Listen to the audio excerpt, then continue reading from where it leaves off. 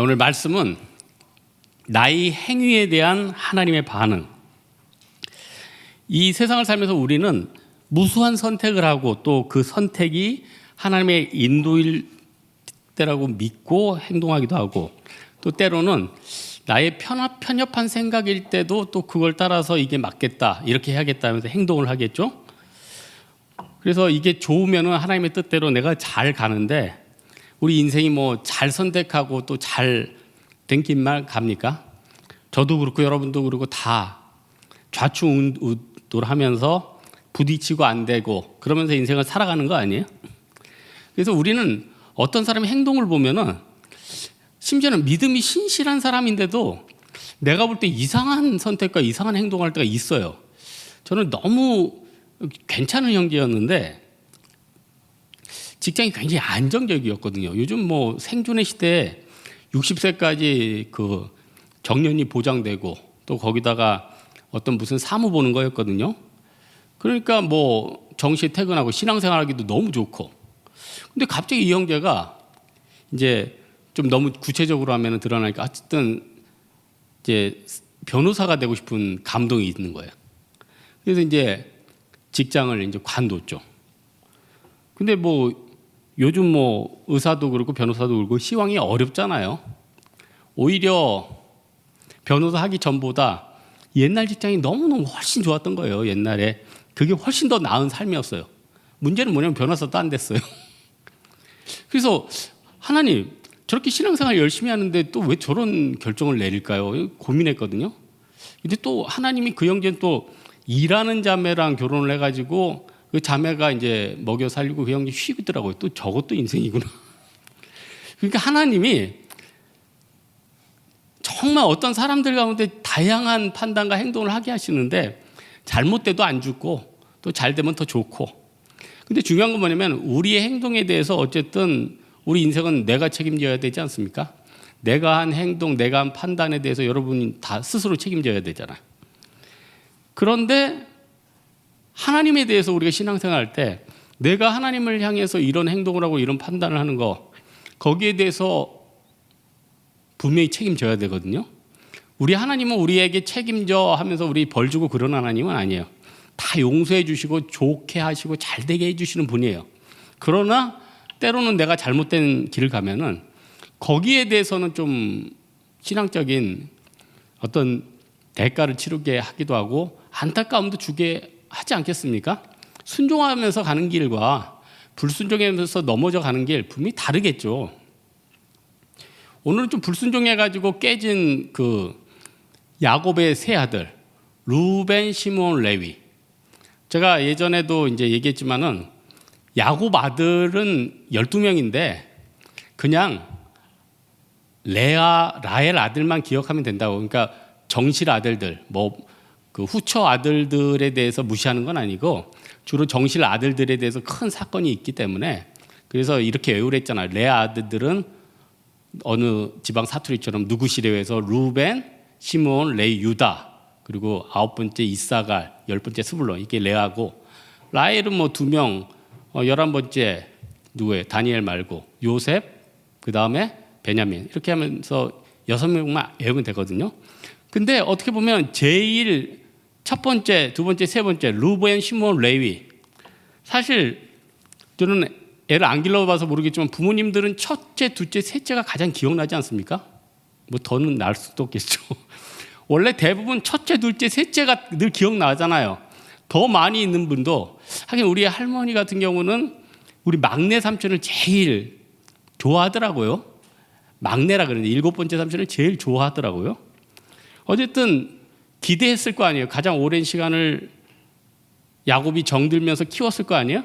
그런데 이 3명이 다 인생이 다 막혔어요.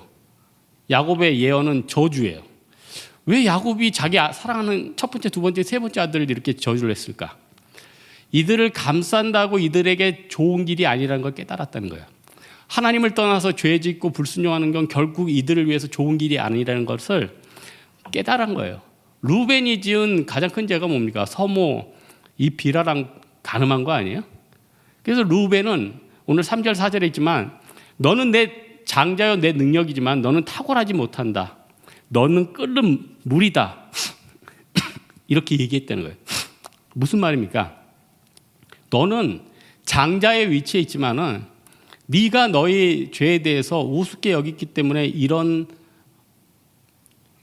대가가 있고 이런 아픔이 있다. 이거 아버지에게서 나온 말이라는 겁니다. 여러분, 요셉이 보디발 아내 유혹했을 때 어떻게 그 유혹을 물리쳤습니까? 하나님을 바라보는 거 아니에요. 하나님이 두려운 거. 그래서 여러분, 오늘 르벤을 통해서 우리가 알 수 있는 게 뭐냐면 사람이 죄를 안 지을 수는 없어요. 늘 죄를 지어요.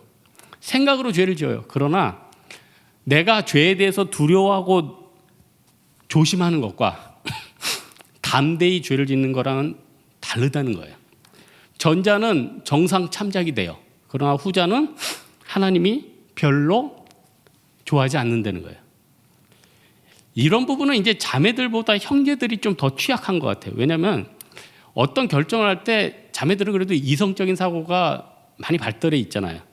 근데 형제들은 이성적인 것보다는 좀 어렸을 때부터 형제들은 좀 핍박을 받으면서 자라는 것 같아요. 여러분, 소년 때 소녀들은 이렇게 칭찬받지만 소년 때 사랑받습니까? 이 자식 저 자식 하면서 핍박받죠.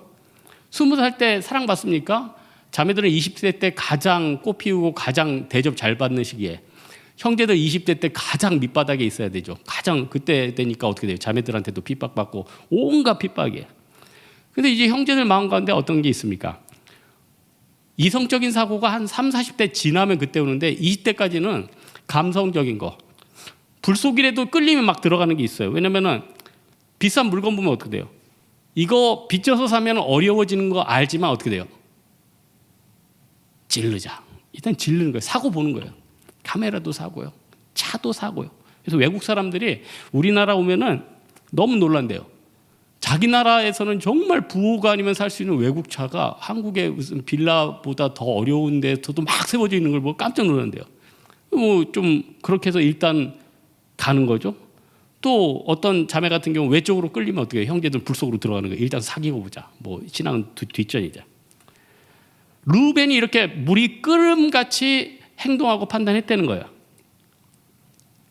여러분, 우리가 신앙생활할 때 최대한 버티면서 안 하는 것과 그냥 마음이 그냥 열려서 대충 사는 것과는 완전히 다르다는 거예요. 내가 아무리 환경이 어려워도 노력해서 이걸 극복해야겠다, 그런 사람과 나는 흑수저니까 이제 내 인생은 끝났다, 이렇게 포기하는 사람하고 다르다는 거예요.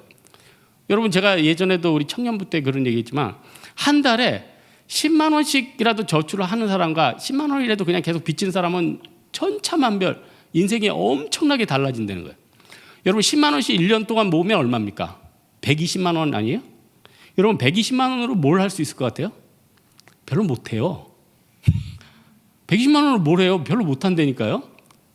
옛날에 됐으면 한 5년 정도 됐으면 120만 원으로 비트코인 샀으면 대박 났겠죠. 하지만 현실 세계에서는 120만 원 가지고 크게 대단한 것을 못해요. 그러나 어떤 위기가 생겼을 때 그 120만 원으로는 위기를 대처할 수가 있고 어떤 일을 넘어갈 수가 있고 치료비라도 쓰고 뭘 하는데, 그것도 제끼고 계속 대출로 생활하다 보면 어떻게 됩니까? 그 어려움이 더한 어려움으로 전가가 된다는 겁니다. 그래서 중요한 게 뭐예요? 끊임없이 어떻게든 내 삶을 뚫고 일어나는 거. 물론 하나님의 은혜로 살지만 세상 말도 있잖아요. 하늘은 스스로 돕는 자를 돕는다. 너무 세상 말이니까. 하나님도 발버둥 치는 자에게 외면하시지 않는 분 아니에요? 여러분, 르벤이 이런 불같은 끓음이 있었다는 거예요. 있으면 써버리자. 쾌락 있으면 누리자. 하나님이 이거 뭐가 없어요. 그래서 이렇게 훅 하는 사람들 많이 죽었어요. 홈리아 비느하스, 유다 아들 오난, 엘리 아들, 그 아론의 아들, 전부 다 이렇게 해서 다 죽었습니다. 이렇게 해서 쓰임 못 받았다는 거예요. 우리는 하나님 앞에서 죄를 지을 수밖에 없는 인간이지만 가급적 이것이 최대한 절제하고 하나님이 어떻게 보실 것인가 버티는 게 굉장히 중요하다는 거예요. 두 번째로는 두 번째 아들, 세 번째 아들 시므온과 레위인데, 시므온과 레위를 보면서 하나님이 우리에게 주신 메시지가 뭐냐면, 세상을 살 때 우리가 생존하려면 어떻게 돼요? 다른 사람들을 밟고 올라가야 될 거 아니에요. 여기서 직장인이 있다면은 같은 과장이 있으면 다른 과장을 밟고 올라가야 될 거 아니에요. 부장이 있다면 다른 부장을 올라가야 될 거 아니에요. 선생님이 있다면 다른 선생님을 밟고 올라가야 될 거 아니에요. 다 밟고 올라간다는 게 뭐 죽인다는 게 아니라 경쟁에서 이겨야지 살아남는 거 아닙니까, 세상이? 그런데 성경이 주는 메시지가 뭐냐면 그냥 너는 싸우지 말고 가만히 있으라 이거 아니에요. 성경에서는 계속 싸우라고 했습니다. 가나안 백성들 치라고 그랬어요. 계속 여러분 주위에 이상하게 거짓말만 해가지고 완전히 주변을 흐리는 사람들이 있어요. 여러분 직장에 그런 사람들 있죠. 그런 사람들 신경 안 쓰면 어떻게 됩니까? 막 지가 말을 막 만들어내가지고 나를 이상한 사람 만들어놔요. 그거 뭐 어떻게 해요? 그거 때려 죽일 수도 없고. 자, 그럼 진퇴양난이 그런 사람들이 있어요. 그거 어떻게 해야 돼요? 비너하스처럼 창을 가지고 갖다 찌를 수도 없고. 근데 성경에서 주신 말씀은 그런 상황 가운데서도 너는 페어플레이 하라는 거예요. 잔인하게는 하지 말라 그런 거예요. 저기 격투기 경기 제가 보니까 제가 인상 깊었던 선수가 있어요. 저 이름은 잘 모르겠는데 마크 헌터인가?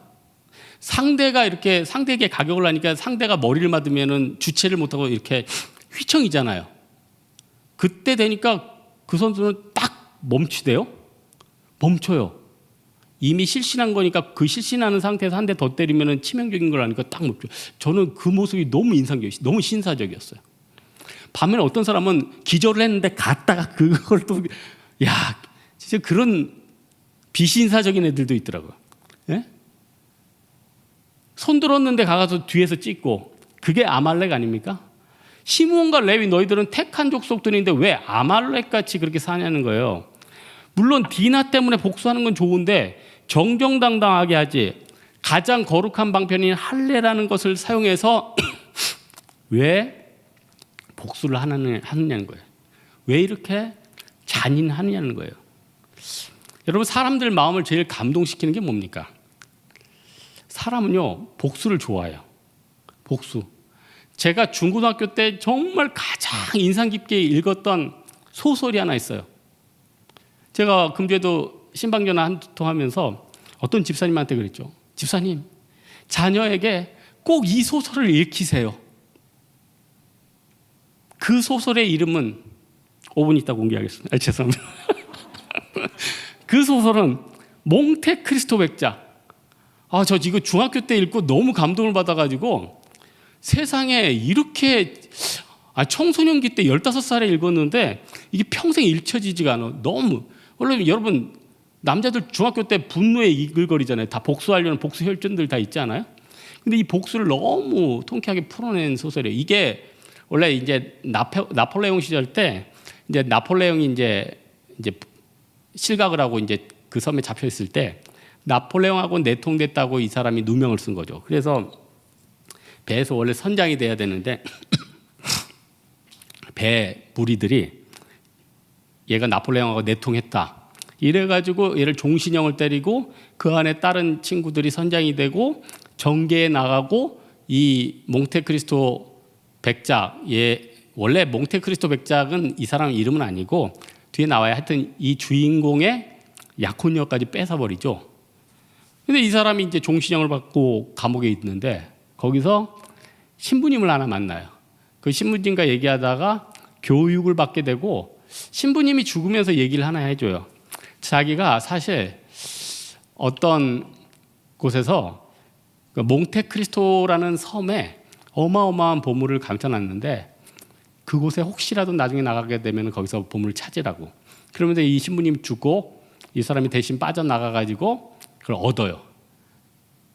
어마어마한 부를 얻게 되죠. 그리고 나서 이제 이름을 몽테크리스토 섬에서 얻었으니까 백작이라고 하고는 파리 정계에 나가서 자기 모험에서 종신형 때리는 애를 하나하나 찾아가서 다 응징을 하는 거예요. 제가 이 몽테크리스토 백작을 보면서 그래, 나도 이런 인생을 살아야겠다. 지금 저 악한 무리들 내가 성공해서 다 박살을 내주겠다. 어린 마음에 그런 감동을 받았어요. 근데 시간이 지나서 나서 제가 목사가 됐지 않습니까? 목사가 돼서 나서 보니까 세상적인 마음에서는 이 복수하는 게 시원하고 내가 힘이 생겨서 다른 사람들 손보는 게 시원하고 좋아요. 맞아요. 그런데 중요한 게 뭐냐? 그 사람들도 어떻게 보면 불쌍한 사람들 아닙니까? 영원한 지옥불에 들어갈 사람은 아니에요? 그 사람들 지나가면은 나는 군대에서 너무 이상한 성격의 고참이 있었는데 너무 미우니까 저는 특징이 그렇잖아요. 내가 미우는 사람 복수는 안 해요. 저 목사가 뭐 복수하면 됩니까? 대신 안 도와준다고. 교회를 한 번은 데려갔어요. 근데 성격이 너무 안 좋으니까 교회를 오라고 그러면 계속 왔는데 끝까지 데려가지는 못했던 것 같아. 시간 지나고 나니까 끝까지 데려갈 걸 하고 아쉽더라고. 여러분, 세상에서 우리가 복수의 마음을 품으면요, 그 일이 잘 풀릴 것 같죠? 잘 안 풀려요. 일단 하나님이 축복을 안 해. 여러분하고 경쟁하는 사람들 얼마나 짜증납니까? 좀 없어졌으면 좋겠죠. 아니 그냥 페어플레이 해도 좋지만은 나를 모함하고 기분 나쁘게 하고 시비 걸면은 그거 죽여요, 살려요? 그거 어떻게 해요? 너무 싫잖아요. 죽지도 않잖아요. 아직 젊잖아요. 어떡할 거예요, 그거? 성경은 뭐라고 하냐? 악을 악으로 갚지 말고 선으로 악을 이기래요. 그러면 하나님이 쉽게 해결해 주신대요. 대신 원수를 갚아 주신대요. 대신 정신을 차리게 해 주신대요. 세상에서는요, 몽테크리스토 백작처럼, 물론 이 주인공은 잘한 일을 했어요. 그러나 원수를 악으로 물리치라고 해요. 성경 말씀은 그게 아니에요. 그러면 잘 안 풀린대요. 하나님이 축복 안 해준대요. 내가 용서하면 쉽게 됩니다. 쉽게 돼요. 제가 이거 참 별것도 아닌데, 제가 예전에 우리 부모님이랑 이제 단독주택에 살 때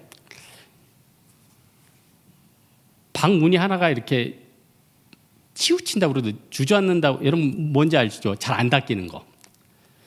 그 안 닫히는 거 유튜브에 보니까 그 답이 있더라고. 안 닫히는 문에다가 오른쪽 위에다가 신문지를 억지로 끼워놓고 왼쪽 경첩에다가 수건을 내놓고 망치로 3번만 치면 돼. 진짜 해봤거든요. 그냥 바로 잡혀요. 5분밖에 안 걸려요. 돈도 하나도 안 들어요. 그런데 이거를 제대로 고친다고 해서 자기 머리 쓰면 어떻게 고치죠? 문을 고쳐야 돼. 문짝을 바꿔야 돼. 문짝 바꾸는데 한 4-50만 원 하죠. 문짝을 바꾸지만은 이제 틀이 기울어졌으니까 어떻게 문틀도 같이 바뀌어야 돼요. 그럼 130에서 150 올라가죠. 문틀까지 바꾸려고 그러는데 이제 그게 화장실 문이면 화장실 타일을 까야 돼요. 그럼 화장실 타일 까면 또 거기 200 추가되죠. 똑같이 해결을 하는데 어떤 거는 에너지 하나도 안 들어가고 5분 만에 딱 끝났네요. 어떤 거는 400만 원의 공사기간 들고 굉장히 어렵게 해서 고치네요. 물론 새 거가 되었겠지만 돈이 안 들어가도 쉽게 끝날 수 있는데 우리는 어렵게 문틀을 까고 타일까지 까고 있다는 거예요. 친척 간에도 갈등이 있으면은 조금 손해보면 되잖아. 가서 대화하면 되잖아. 내가 손해보면 되잖아요. 그런데 어떻게 돼요? 결국 소송해요. 결국 소송한다니까요. 길어지는 거예요. 이웃만도 못해요. 형제만도 못해요. 그냥 자기들끼리 하나 되면은 잘 먹고 잘 사는데 서로 미워하고 서로 소송하다가 서로 다 죽고 다 못 먹고 못 사는 결과가 되었다는 거예요. 복수와 저주가 이런 결과를 가져오게 된다는 겁니다. 우리가 어떻게 해가야겠습니까? 성도는 좀 커져야죠. 여러분 좀 큰 사람 되세요. 큰 사람. 저 요즘 교육자 사무실에 이제 요즘 라면이 있는데 라면을 많이 싸놓으니까 많이 먹게 됐더라고요. 그래서 올해는 제가 건강검진 안 받으려고 그래. 지금 나트륨이 그냥 어마어마하게 쌓였을 거예요. 하루에 꼭 한 개씩 먹으니까 진짜 지금 엄청난 콜레스테롤이 쌓였을 것 같아요. 하지만 하나 인상적인 라면이 있어요. 큰 뚜껑 큰 사발 왕뚜껑. 맛도 좋아, 이름도 좋아. 여러분 왕뚜껑 같은 사람 되세요. 진짜 왕뚜껑 같은 좀 큰 사람. 내용은 별로 없어. 근데 그릇이 크면은 거기서 밥도 말아 먹을 수도 있고 다양하게 쓰임 받을 수 있어요. 여러분 세상은 긍휼없고 잔인하게 판단하고 잔인하게 싸우라고 얘기합니다. 하나님은 큰 사람들이에요. 다 품어주래요. 여유 있으래요. 얼마나 멋있습니까? 여유 있는 사람. 세상 다 막 죽겠다고 생존해서 서로 뛰는데 양보하는 거. 차 가다가도 먼저 가면 항상 양보. 저는 진짜 항상 양보하는 것 같아요. 저는 뭐 차 가다가도 누가 오면은 내 기억으로는 내가 100% 양보해요. 100% 양보하지. 뭐 줄 쓰면은 난 먼저 한다면 먼저 하고. 세상 사람들 어떻게 뭐 줄 수 있고 뭐 나눠준다고 그러면 막 서로 밟고 올라가잖아요. 쉽게 하고 양보하고. 그래도 굶어 안 죽는다는 거예요. 굶어 안 죽는다는 거예요. 여러분 시몬과 레위가 잔혹했죠. 어떻게 됩니까? 나중에 유다한테 붙어 사는 인생이 돼요. 유다한테 붙어 사는 인생. 네 번째 동생한테 붙어 사는 인생이 된다니까요. 그리고 시므온은 점점 숫자가 줄어요. 사사기 때 지나면 시므온이 점점 숫자가 줄어. 하나님 복이 없는 거죠. 레위 지파는 옛날에 나중에 이제 비누아스 때문에 좀 회복이 되긴 하는데 사사기 때 들어가지고 레위는 땅을 못 받죠. 레위 지파는 땅을 못 받아요. 소유가 없어요. 물론 여기도 하나님의 섭리가 있지만 어쨌든 긍휼 없는 사람은 긍휼 없는 판단을 받네요. 그리고 이거 굉장히 중요해요. 내가 이웃에 대해서 긍휼을 가지면 이웃이 나한테 긍휼을 가지고 베풀어 주는데 내가 이웃에 대해서 잔인하고 용서가 없으면 나 또한 잔인하고 용서 없는 판단을 받는다는 거예요. 이게 성경에서 주시는 말씀이라니까요. 그래서 오늘 결론적으로 오늘 이 메시지에서 주는 중요한 말씀이 있는데 우리는 악인이든 선인이든 은혜는 꼭 갚아주는 사람이 되자는 거예요. 예? 저는 여러분이 성경에도 나와있지만 뭐 요즘 같은 시대에 다 경제적으로 어려우니까 보증서 달라고 그러죠. 친척이 보증서 달라, 친구가 보증서 달라. 여러분 큰일 납니다. 나라도 살아야지. 여러분 생각해 보세요. 여러분 가족 중에 형제 중에 어려워지면 여러분이라도 살아야지 그 사람을 도와주죠. 여러분 부모님, 심지어 부모님이라도 사업을 했다가 뭐 하는데 보증 쓰면 되겠어요? 부모님이 망하고 여러분이 살아야지 부모님을 좀 도와줄 거 아니에요. 그런데 어떤 분이 뭐 간증은 아니고 이런 얘기를 좀 유명한 분인데 제가 좀 들었어요. 자기 때문에 연대보증에서 부모님, 동생, 친척들까지 전부 다 신용불량자가 됐어요. 이분이 좀 사업을 크게 했는데 하여튼 다 신용불량자들. 근데 하나님 은혜로 이분이 다 극복해가지고 다시 일어났어. 자기는 진짜 죽기 살고 있는데 일어났어. 싹 빚을 갚고 친척들한테도 빚을 다 갚았대요. 의기양양해서 막 간증하는 거예요. 그분 제가 생각할 때 대단한 분인데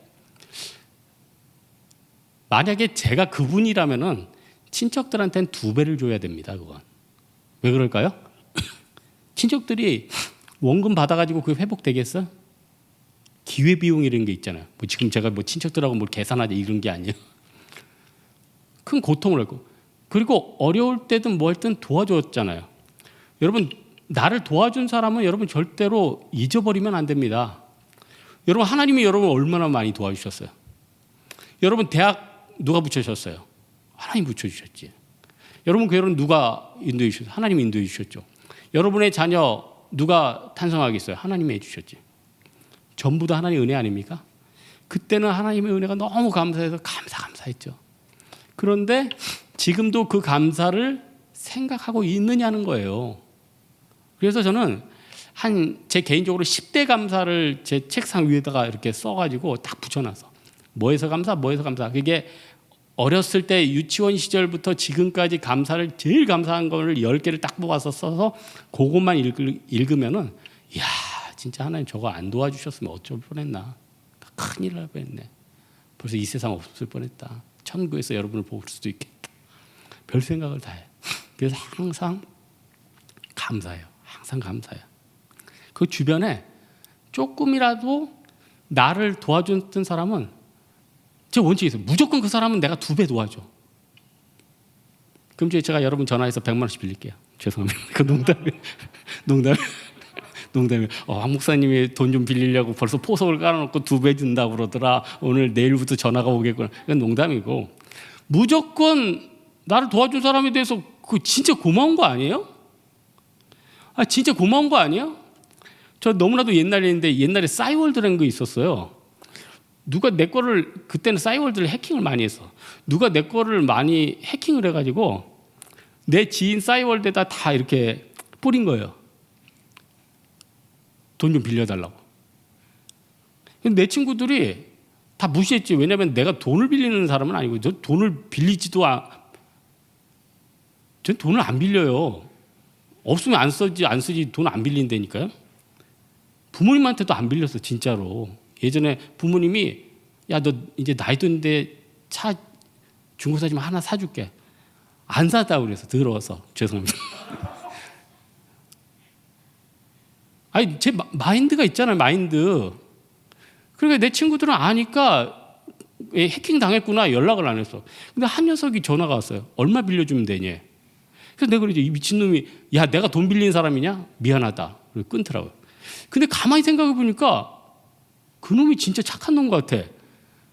내가 어려웠을 때 문자가 갔는데 와가지고 전화해서 얼마 빌려주면 되냐고 전화를 하잖아요. 고맙더라. 걘 내가 좋은 정보를 줬어요. 고마워서. 여러분 항상 여러분을 선대하는 사람은요. 항상 2배 주신다 그런 생각을 하세요.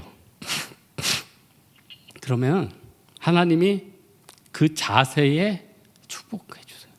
하나님이 나에게 1배 은혜를 주면 난 2배 감사한다. 그럼 하나님이 10배의 은혜를 주세요. 내가 그 10배 은혜에서 늘 묵상한다. 그럼 하나님 100배를 주세요. 나중에는요. 감당 못해요. 나중에 감당을 못해요. 하나님 이제 그만 주셔도 되겠습니다.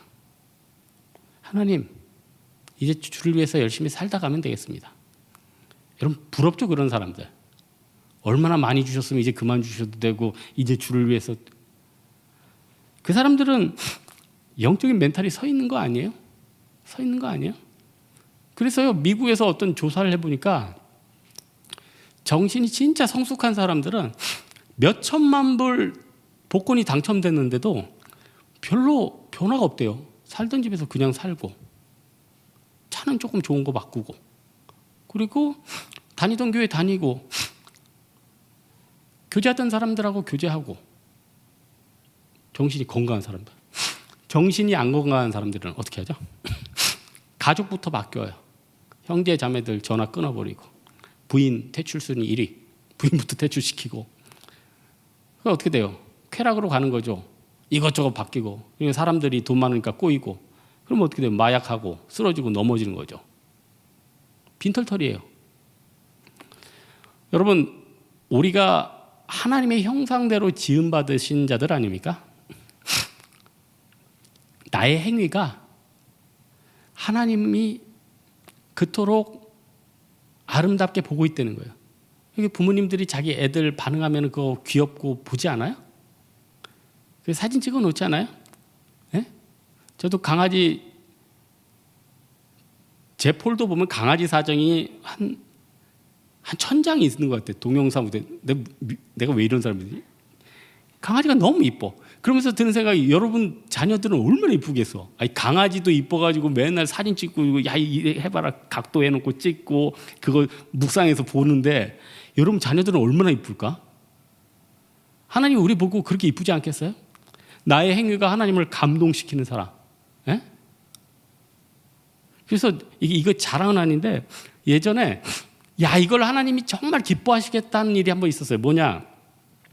대만 선교를 끝나고 제가 그때 이제 한식조리사 자격증 따고 요리를 좀 즐길 때였어요.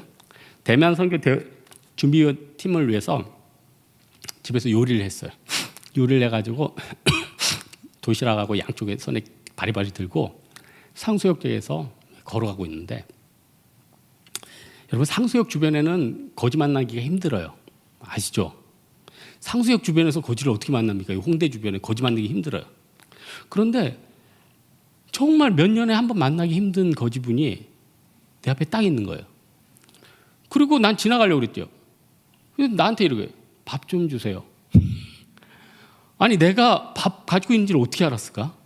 도시락 보고 알았을까? 너무 이상하지 않아요? 근데 그 순간 이거는 하나님의 음성인 거예요. 예수님께서 십자가에 못 박히기 전에 탈 나귀가 없으니까 제자들한테 어떻게 해요? 야, 저 마을로 들어가서 나귀 한 마리 데려와라. 사람들이 안 줄 텐데요. 그럼 주가 쓰시겠다고 하라. 그 음성이 딱 들린 거예요. 아, 주가 쓰시겠다. 밥을 다 털어서 줬죠. 근데 그때 감동이 뭐 보통 감동이 아니에요. 보통 감동이 아니에요. 여러분 별것도 아니에요. 밥 한 끼예요. 여러분 어려운 가운데 내가 하나님을 감동시킬 수는 없는 겁니까? 여러분 어려운 가운데 헌금할 수는 없는 겁니까? 어려운 가운데 여러분 주변 사람들을 도울 수는 없는 겁니까? 어려운 가운데 예배라도 못 오면은 교회 앞문까지 찍고 갈 수는 없는 겁니까? 이거 작은 행위예요. 이거는요 바리새인의 행위가 아니라 이거는 하나님을 감동시키는 행위예요. 똑같은 행동이 있는데 바리새인의 행동은 자기를 드러나는 행동이고 이런 행동은 하나님을 감동시키는 행동이에요. 우리 삶이 이걸 통해서 얼마나 많이 바뀌는데요. 성경책 수천 장 읽는 것도 중요하지만은 이게 하나님을 감동시키는 자가 되면은 벌써 우리 삶이 달라지는 것입니다. 오늘 말씀의 결론을 맺겠는데 나의 행위에 대해서 하나님은 기뻐 보고 계십니다. 나의 생각에 대해서 하나님은 기대하고 계십니다. 이 물고 뜯는 세상에서 하나님은 나를 기대하고 계신다는 거예요. 이 마음 가지고 금주도 승리하는 여러분 되기를 주님의 이름으로 축원합니다. 우리 찬양 하나 할까요? 예수 나의 좋은 치료자.